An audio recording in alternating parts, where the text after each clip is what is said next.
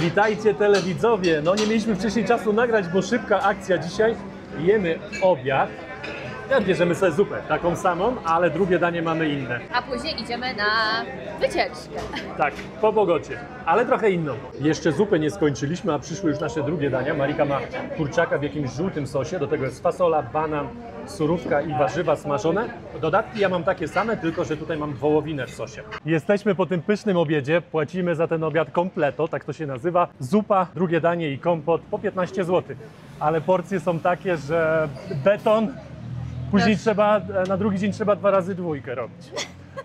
Ja już zapomniałam, że no takie duże porcje, coś zapomniałam. No jakoś nie pomyślałam, znowu dzisiaj ta zupa ogromna, taki talerz, to już po tej zupie ona jest tak syta, dużo w niej jest tych ziemniaków, jakiś klusek, marchwi, w ogóle różnych tam dodatków.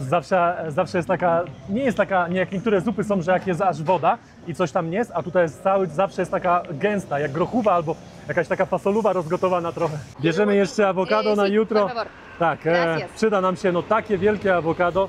Kosztuje lekko ponad 5 zł. Patrzcie, to jest pół kilo albo i lepiej. To jakie wielkie, no to największe jakie pan ma. Tu pokaż, Marii. Pół głowy. Ładna młoda Kolumbijka zaprasza do restauracji. Ale my na jedzeni, Marika, już nie pójdziemy. O. Tutaj dostaliśmy ulotkę hamburgesa za dyszkę. Czyli 9 zł. Kombo pewnie z frytkami 15. To też nie tak źle. Ciekawe, ile teraz burger w takiej Warszawce kosztuje. Ze 30 zł? W restauracji? No, myślę, że 30. Ja chyba 40 płaciłam, czy no 30 tak. w górę pewnie. Tutaj na całej trasie murale można zobaczyć, te budynki takie jeszcze po Hiszpanach pozostawały. Tutaj trochę pomazane, ale tak, tutaj murale. Wszędzie te małe budynki są, no to są murale. Zobaczcie, tutaj jakaś kawiarnia, ktoś siedzi przy stoliku. Tutaj na rogu mamy jakiś bar, muzyka gra. Jak widzicie, te murale są wszędzie. Tutaj znowu ktoś, zaraz wejdę wyżej, maluje na bieżąco. Taka postać, Inkowie. Pięknie to wygląda. Ta uliczka jest tak wąska i zobaczcie, te wejścia tutaj wyglądają jak na jakimś Machu Picchu. Takie duże bloki. Dużego kroka trzeba dawać, żeby wejść. Jesteśmy już na placu i ten plac jest taki młodzieżowy. Tutaj dużo młodych ludzi jest. Podejrzewam, że wieczorem tutaj będzie się działo i dookoła są te fajne uliczki, więc już tutaj Marice powiedziałem, że wieczorem musimy tutaj przyjść. A jesteśmy tutaj już na tym placu, bo mamy tutaj punkt spotkania i stąd będziemy startować z nowym turem. Mamy jeszcze 15 minut do spotkania, ale już się tam zameldowaliśmy, wiedzą o nas i patrzcie. Pochodzimy sobie jeszcze tutaj dookoła przez tę chwilę. Znaleźliśmy to miejsce, do którego ja w końcu chciałam przyjść, bo tak mówimy, no tam na dole było tak trochę nudno, wiecie, przy tym co chodziliśmy, mówiliśmy, a tutaj coś się dzieje, czuć ten klimat, czuć młodzież, wszędzie gdzieś zapraszają, jakieś są drinki, tutaj 2 za 1, tutaj jedzenie, też spaghetti 2 za 1, także tutaj fajnie przyjść. Myślę, że będzie tutaj piwo też smakowało wieczorem. Jaka klimatyczna ulica z parasolkami, no i mówię wam, pewnie wieczorem tutaj będzie klimat, bo widzę, że tam jakieś światła wiszą. I co też dość popularne, tutaj sporo policji chodzi z psami. Podpytaliśmy, okazało się, że to nie policja, tylko jakaś prywatna ochrona, ale widzieliśmy właśnie tak ubranych i z tymi psami na całym mieście, więc nie wiem, czy to po prostu jakaś prywatna firma ochrania miejsca takie jak to. No to wygląda, no bo nie stoi przy jednej knajpie, tylko łazi dookoła tymi ulicami jak jakiś dzielnicowy.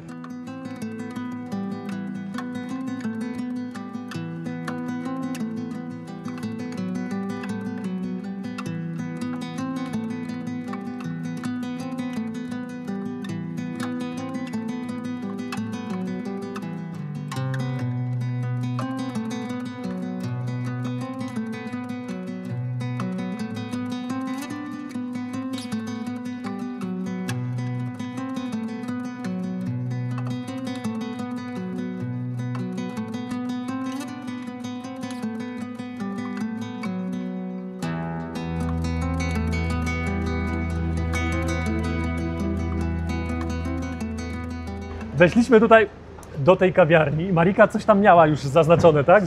Żeby tutaj zajść. No tak coś mi świtało po głowie, żeby tutaj zajść właśnie, no i patrzę, mówię, dobra, wchodzimy. No i powiadamy oceny, jakieś wycieczki czy mają, czy coś, no bo tutaj jest kawiarnia, palenie kawy, wiecie, wszystkie te krzaczki pooglądać, jak cały proces robienia kawy, uwaga.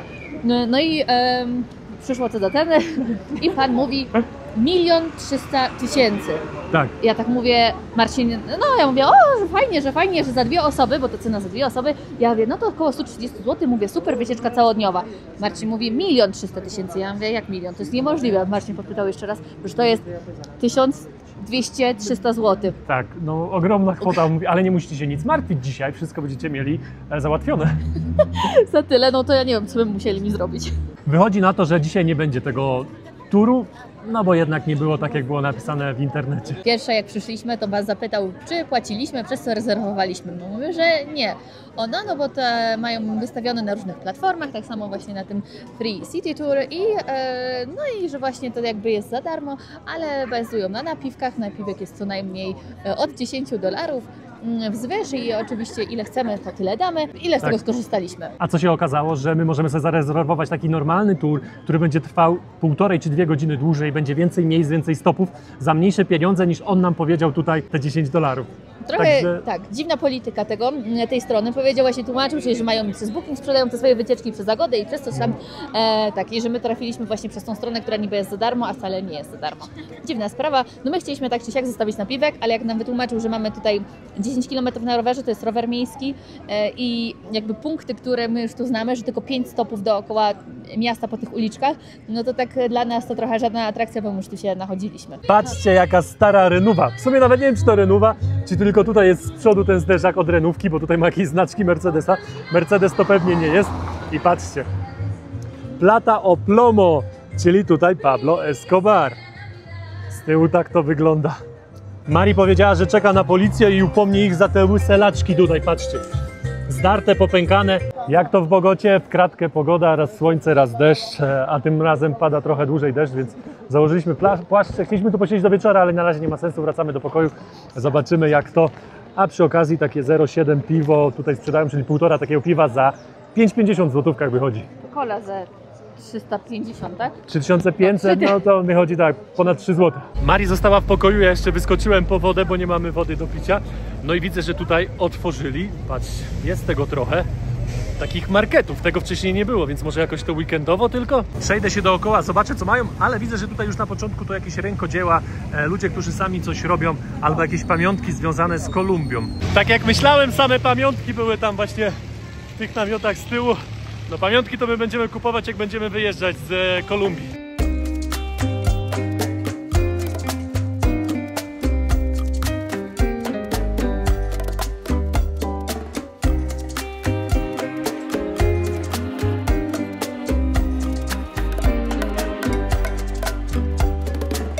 El río fluye, nunca solo está, solo está. El río fluye, nunca solo está. Mari po raz kolejny została w pokoju, ja wyszedłem poszukać coś do jedzenia. Chcieliśmy pizzę zamówić, ale w aplikacji takiej do zamawiania różnego rodzaju jedzenia wyłączyli nam tą naszą pizzerię i no nie zamówiliśmy pizzy, aczkolwiek ta pizza teraz wskoczyła i ja ją zamówiłem, Marika, więc nie wie, że ja przyniosę pizzę. Marika się napaliła na pizzę, bo Marika lubi pizzę, więc ja przyniosę tą pizzę jako niespodzianka, ale może jeszcze coś mi się uda złapać tutaj na mieście. Widzę, że takie popularne jest wyrzucanie śmieci tutaj w jedno miejsce i później oni tutaj przyjeżdżają albo nad ranem, albo jeszcze dzisiaj wieczorem przyjadą i to wszystko zabiorą, bo rano tego później nie ma. Trafiłem na jakąś imprezową ulicę, więc wchodzę tutaj do jakiegoś baru, słyszę, gra lokalna muzyka, taka nie salsa, tylko taka, wiecie, lokalna bardziej, więc chodzę, biorę piwo. Mam już piwo, tutaj taka lekka dyskoteka się zaczyna, tylko jeszcze nikt nie tańczy. Nie młoda godzina, bo dopiero koło 8. Zobaczcie, tutaj kolejne śmieci powywalane i to mi bardziej wygląda na śmieci z jakiejś restauracji tutaj właśnie, o. Coś tutaj jest i oni po prostu wynoszą te śmieci, ale one są tak porozwalane, bo tutaj mnóstwo jest ludzi bezdomnych i oni chodzą i po prostu, no to jest przykry widok, ale oni grzebią w tych wszystkich śmieciach i szukają jakichś rzeczy do zjedzenia albo rzeczy, których mogą zabrać ze sobą, które im pomogą przetrwać. Przed chwilą wam mówiłem o bezdomnych i zobaczcie, tutaj jeden śpi w takim worku, wygląda jak zwłoki, ale to, no mam nadzieję, że żyje. No i tutaj drugi śpi poprzykrywany jakimiś kocami, plecak też widać. A ja powoli idę w stronę mojego hotelu, apartamentu. Jak widzicie, już przestało padać, fajnie się zrobiło, jest nawet ciepło, ja nie mam kurtki. Jest cieplej nawet niż jak było czasami w dzień. Tutaj jakby teraz może jakieś ciepłe powietrze idzie dzisiaj, albo jutro będzie fajny dzień, mam nadzieję. Minęłem już swój hotel, idę jeszcze dalej, tutaj jest sklep, więc zajdę do sklepu, kupię jakieś piwo. Patrzcie, tak wyglądają, o nie, znowu wlazłem w kałużę. Tak wyglądają policjanci w Kolumbii. Jeżdżą na takich motorach, crossach, w takich kaskach, teraz poubierani w kurtki, o ten jeden nie, ale to jakieś kamizelki, coś tam i to jest taka impreza. Patrz, sklep, kupujecie piwo sobie tanie, za 6 zł butla piwa 0,75, czyli półtora piwa. No i tutaj o, można sobie siedzieć.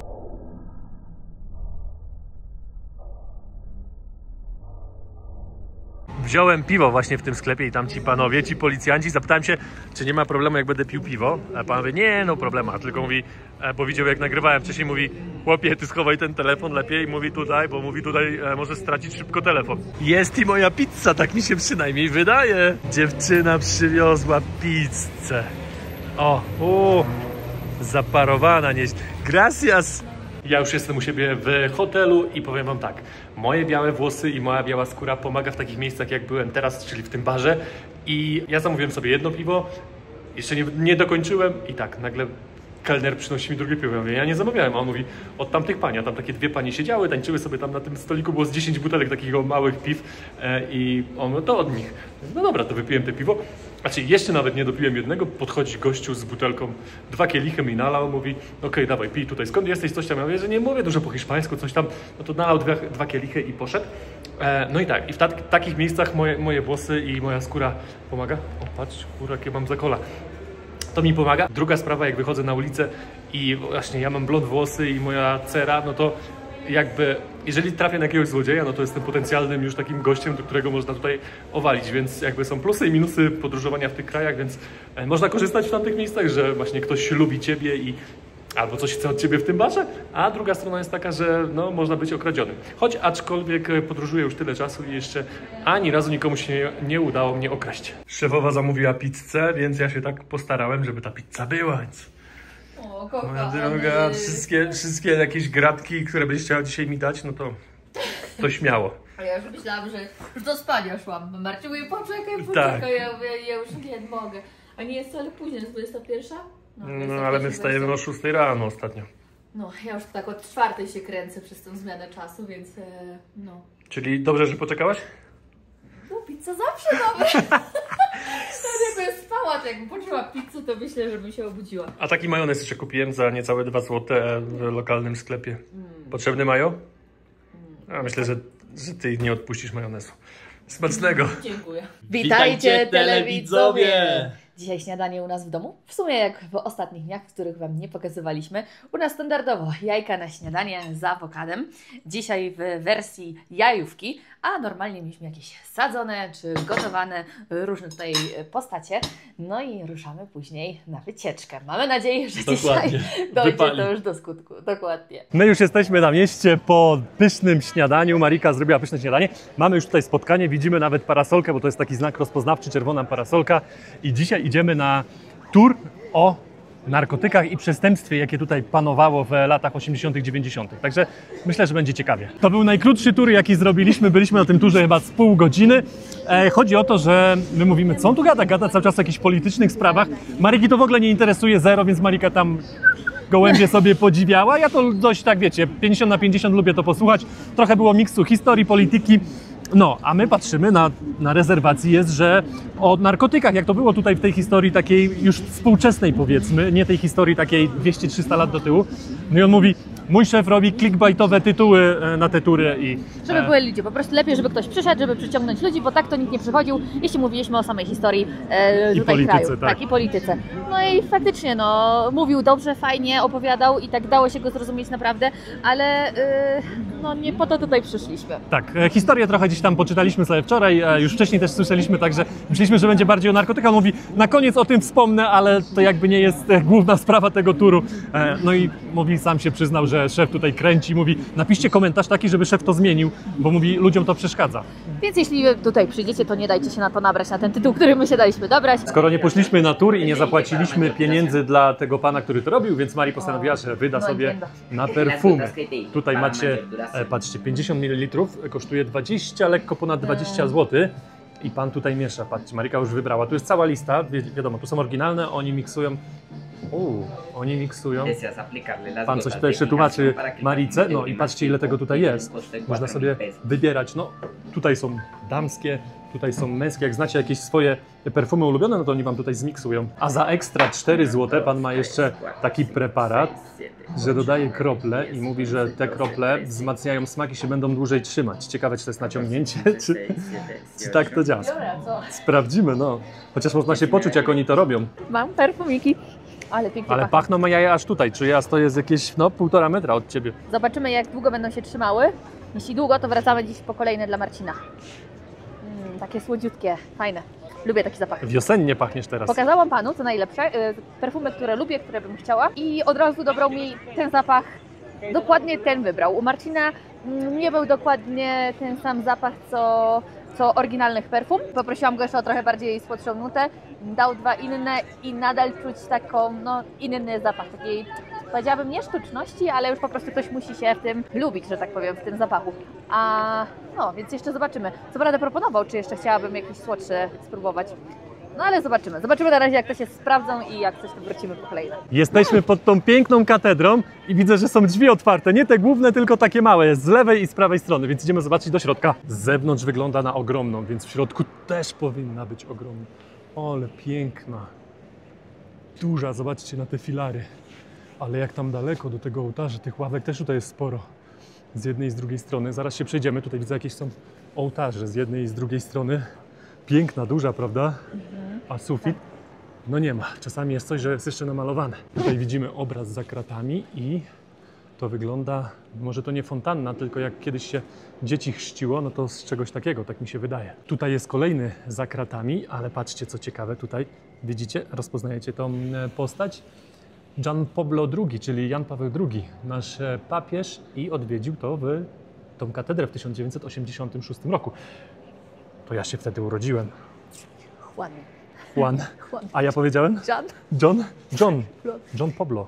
Juan Pablo II. Tutaj jest nasz papież, a z drugiej strony jest święty Paweł VI i odwiedził tą katedrę w 1968 roku. Tutaj jest ołtarz, ale jak widzicie, tam z tyłu jest jeszcze jeden. Tutaj pewnie ksiądz, jakiś kapelan odprawia mszę, a tam z tyłu też jest jakiś obraz i ołtarz. Zaraz idziemy zobaczyć. Jakie miłe zaskoczenie, patrzcie. Tutaj jest wystawa na temat Jana Pawła II. I co ciekawe, mamy w 2 językach, hiszpańskim i po polsku, także wszystkie wydarzenia można przeczytać w 2 językach. No bardzo miła niespodzianka. Patrzcie, Stocznia Gdańsk imieniem Lenina jeszcze. No i właśnie, to jest fajnie, bo to jest po hiszpańsku i po polsku. Jest tutaj trochę tego i co najlepsze, że tutaj jest nazwany, zobaczcie, papież wolności. Ciekawe, zaraz się przejdziemy dookoła. Bardzo miło. Tutaj nawet jest zdjęcie, zobaczcie, Jan Paweł II w parlamencie polskim w 1999 roku. Tutaj też, zobaczcie, pielgrzymka w 1991 w Częstochowie. Tutaj jeszcze z Bolkiem. Co ciekawe, i tego też nie wiedzieliśmy z Mariką, że zobaczcie, od 450 lat zawsze był wybierany papież Włoch, a jakby Jan Paweł II, pierwszy papież spoza Włoch, także taka ciekawostka fajna w sumie. Podobno zmienił cały świat. No i faktycznie on jakoś jednoczył. To było tak za jego... Dużo podróży odbywał z tego, co kojarzę. No, jak kojarzę, pamiętam. Dużo się działo wokół niego zawsze. Jakby. No, zobaczymy. Takie czasy też były, teraz już trochę inne czasy są, jeżeli chodzi o Kościół. Być może tak. Tutaj zdjęcie z Gniezna, gdzieś w lesie, patrzcie, jeszcze samochód milicji. Starsi telewidzowie pewnie poznają tego pana tutaj. Kojarzycie go? Co to jest? Edward Gierek. Tutaj też jakie foto. Witamy papieża, więźniowie polityczni z Gdańska. A tutaj to zdjęcie było zrobione w 1983, 17 czerwca. Tutaj znowu trochę informacji o okrągłym stole, tutaj z 89. Trafiliśmy jeszcze na mszę. Okazuje się, że ta wystawa nie jest cały czas, tylko przez jakiś czas. Obecnie przez 2 tygodnie już i pan powiedział, że jeszcze nie wie, jak długo będzie. Ale powiem wam, że czytając te rzeczy, jakby ja historię znam trochę i wiem, jak to wygląda, ale ci ludzie, co tutaj przychodzą i są bardzo zainteresowani i czytają może po raz pierwszy historię Polski, bo tam to jest o papieżu, który jakby przemiany robił właśnie w tych ciężkich czasach od 80 roku tam do 89 i nawet później też było trochę o wojnie w Jugosławii, ale już nie chodzi nawet o papieża samego, tylko o historię, jaką się ludzie tutaj w Kolumbii, w Bogocie dowiedzą o Polsce, bo ja podejrzewam, że teraz dużo młodych ludzi nawet nie zna tej naszej polskiej historii, a tutaj ludzie naprawdę stoją i czytają, jak to wyglądało u nas. Zdjęcia robią, tak, zafascynowani, filmy, także bardzo miło. Kolumbia też jest burzliwym krajem, więc u nich jakby trochę też się utożsamiają to, co się działo u nas wtedy i u nich cały czas tutaj są strajki, przemiany, także oni jakby trochę nas rozumieją. I jak powiedziałem, że jestem z Polski, że tutaj nasz papież to on i tam super. Polaków bardzo lubią tutaj w tej części świata. Dokładnie, jak byliśmy w Peru, to samo było. Przecież i na aptekach były zdjęcia. W ogóle gdziekolwiek nie powiedzieliśmy, to Pablo Segundo. Tak. Także wszyscy jakby znają go i chwalą. Przy okazji bierzemy jeszcze przekąskę. Marii, Gracias. aż jestem zaskoczony, że wybrałaś. O, pani tutaj pozdrawia. To jest empanada. Empanada? Empanada z wieprzowiną. I patrzcie, jak tu pani robi. Ma tutaj ciasto przygotowane z kukurydzy, nie, to jest sama kukurydza. Pani robi tego placka, kładzie później farsz, jaki tam sobie wybieracie i skleja to na pół. Bardzo Co to? dobre. Bardzo dobre. No i zaraz biorę się za próbowanie. O, i tutaj już pani smaży na świeżo. Tutaj już farsz wylądował. O, patrzcie, jakie to proste. I to też jest dobre, patrzcie. Szybko zdążę. Pani miską i już jest gotowa. Teraz to resztę ciasta tylko pani wyrzuci. Będzie dalej do produkcji. Mówiliśmy, że jedna z lepszych, ale naszym zdaniem jest najlepsza i bierzemy jeszcze jedną. Tylko pani nie ma takiej, jak wybraliśmy, bo tamta była z wieprzowiną, a my bierzemy sobie z wołowiną tym razem. No i pani musi nam ją skleić. No proces jest taki sam, zobaczcie, to taka pani pewnie to robi od długiego czasu, tak bym podejrzewał. Przyszliśmy sobie jeszcze do kawiarni, no nie mamy za dużo czasu, 20 minut nam zostało i taka fajnie kawiarnia, bo siedzimy przy stoliku, ja mam swoje espresso, Marika ma cappuccino, tak od razu przy wyjściu.